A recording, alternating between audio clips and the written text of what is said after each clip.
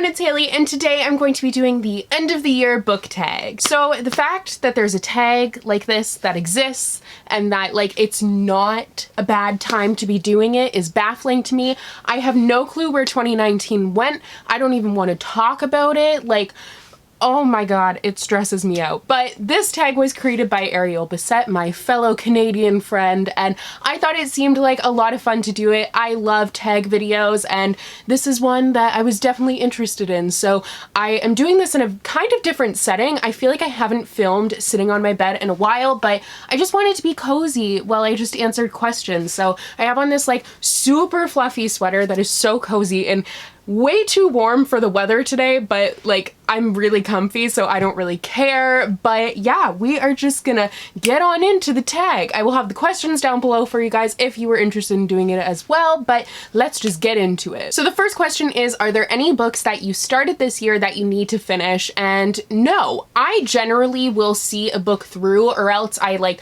either DNF it or I put it down and with the idea of like starting it again another time. I never really start a book and then leave it for months on end, or just kind of leave it unfinished, if that makes sense. So I'm trying to think, and I don't think that there's any that I started that I ended up putting down and not coming back to eventually.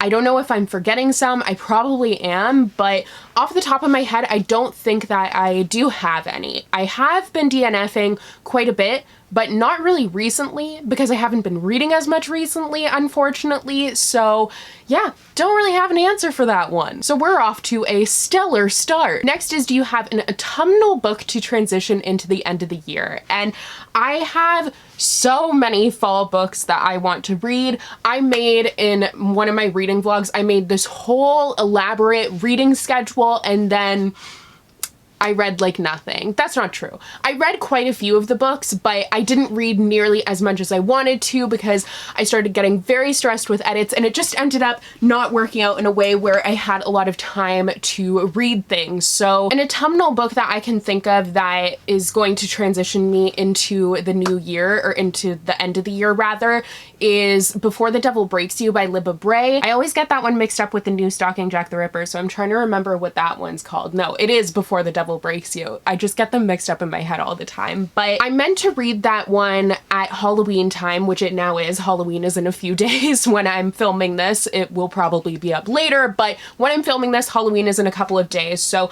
I had meant to read Before the Devil Breaks You at Halloween time because it's perfect for that. They're such spooky reads. They're probably some of the scariest books that I have on my shelf, that series, just because I'm not really into scary books, so I tend to gravitate away from that sort of thing. But I love this series so much. The Diviner series is excellent, and it's just, oh, chef's kiss, so good. And I have been meaning to read Before the Devil Breaks You for so long, and I haven't gotten to it yet. And the final book in this whole saga, which has been taking so long to come out, is coming out in the beginning of 2020. So I really need to get to Before the Devil Breaks You, and I'm just going to kind of be like, whatever, I know it's not Halloween, but I'm still going to read it. So I think I'm going to read that very soon, and it will bring me into the end of the year and winter. And then I have a bunch of books that I want to read in winter, but like I'm really trying to not with the seasonal reads because it really messes me up. I think the biggest season for that though, winter I'm not too bad, but fall, I will save all mysteries for fall time, which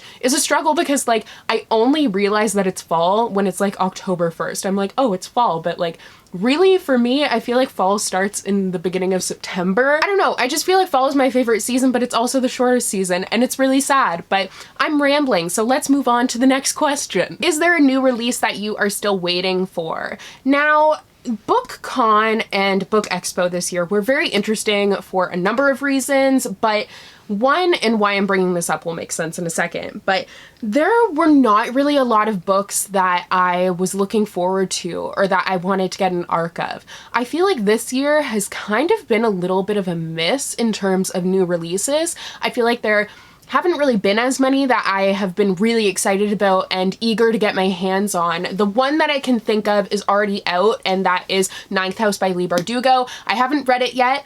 I do plan on reading it, very soon. It's probably going to be my next read, I think. Not too sure. I've kind of heard mixed things, so I'm kind of like nervous about it, but I'm debating between going the audiobook route or physical read, because the number one thing I've heard about it is that it's kind of boring, and I have read quite a few books that I found a little bit boring recently, or not even recently, but this past year, so I don't want to read a boring book, so maybe audiobook will work for me. I'm not sure yet, but the other new release that I can think of would be Twice in a Blue Moon by Christina Lauren. I've gotten really into them this past year, and that's their new book that just came out last week. So that one I already have. So I think we're kind of at a point where most new releases, oh wait, I have one. Starsight by Brandon Sanderson. That is the sequel to Skyward, which I read last year, loved it. I just fell in love with the story and the world. It's a really cool sci-fi story, and the sequel is coming out very soon. I think at the beginning of November. I'm not exactly sure. Honestly, I just pre-order all the books that I want to read, and then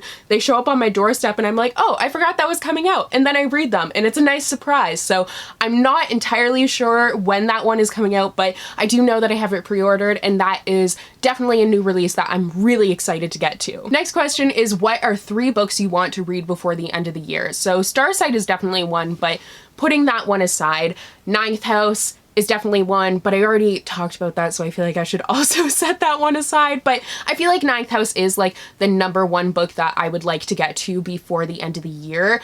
I have like so many books that I wish I had read this year that I never got the chance to get to, but I guess 3 that I would like to prioritize. I need to think on this for a second. Frankly in Love by David Yoon. That's one I feel like I would like to prioritize the 2019 releases that I haven't gotten the chance to get to yet. So Frankly in Love by David Yoon is definitely one of those. And then I'm looking at my bookshelves because like I feel like I have no clue what I want to read this year that I haven't got the chance to yet. Fountains of Silence by Ruta Sepetys. That one would be really nice to get to because it is a new release from this year, and she's one of my favorite authors, and I didn't get the chance to pick it up, so that would be really cool if I did. And then Finale by Stephanie Garber, I think, is the last one. I feel like there are so many sequels that came out this year, and I had a similar situation last year where I had so many sequels that I pre-ordered and like I would get them and then I just wouldn't read them for a very long time, and some of them I still haven't read. So there are a lot of sequels that I would like to get to. So I think those are my 3, but really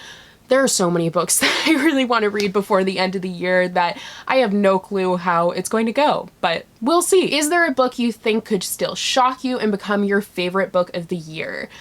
I feel like Ninth House, but like it also wouldn't be that shocking because I love Leigh Bardugo. She's one of my favorite authors of all time. So I feel like a shocking book that would become a new favorite would be one where like it comes out of left field and it's kind of unexpected. So maybe The House of, I think it's Salt and Sorrow. I have it like facing away from me right now, so I can't see the title, but I forget the author and everything. I'll put a picture of the cover here, but I think that one could maybe shock me and become a new favorite. I have heard some really good things, so it wouldn't be like entirely surprising, but I don't have any knowledge of the author or really even what it's about. I think it's a 12 Dancing Princesses retelling, which sounds really cool, but maybe that one would become a favorite.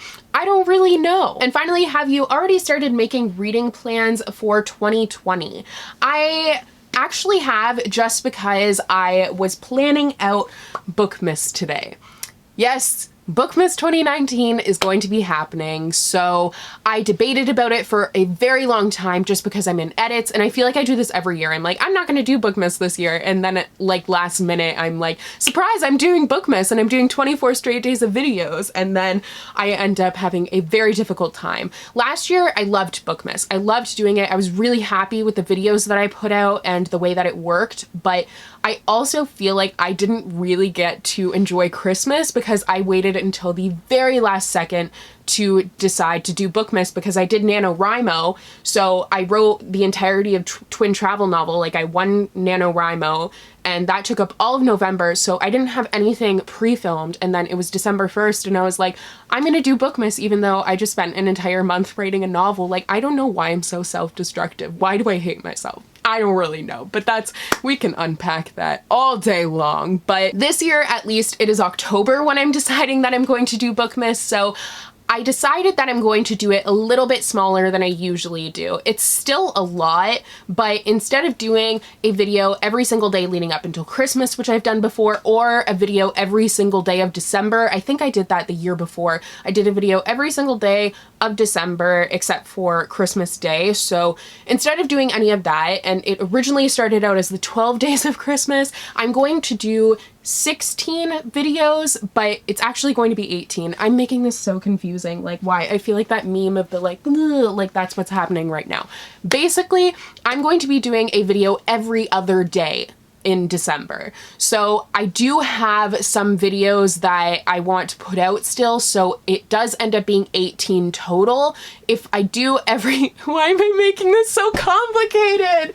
Oh my gosh. All you need to know is that you are going to be getting 18 new videos. I'm pretty sure it's going to be 18 because my list is 18, but it's going to be every other day of December, except there will be 2 in a row sometimes, so then I can fit in all 18. That's really all I had to say. I don't know why I made it so damn difficult, but like, oh my god, that was stressful. But BookMiss has just been a yearly tradition on my channel, so I love doing it. I love the end product of it, even though it takes me so long and it's gonna be really hard to do it in edits. I think that it will be a lot easier now that I'm not doing as many videos, so it doesn't seem like that much less, but like 24 compared to 18, like, it does make a big difference for me, so hopefully I will be able to enjoy Christmas this year. I will be able to get the videos done pretty promptly. I'm probably gonna start pre-filming like next week or something like that. I'm gonna start my planning and everything, and that's gonna be while doing edits because my editing deadline is November 15th, so like, yeah, this is all crashing down upon me at once now, but I know that you guys really love BookMiss and you look forward to it every year, and this will be like the 4th time I've done it, or the 5th?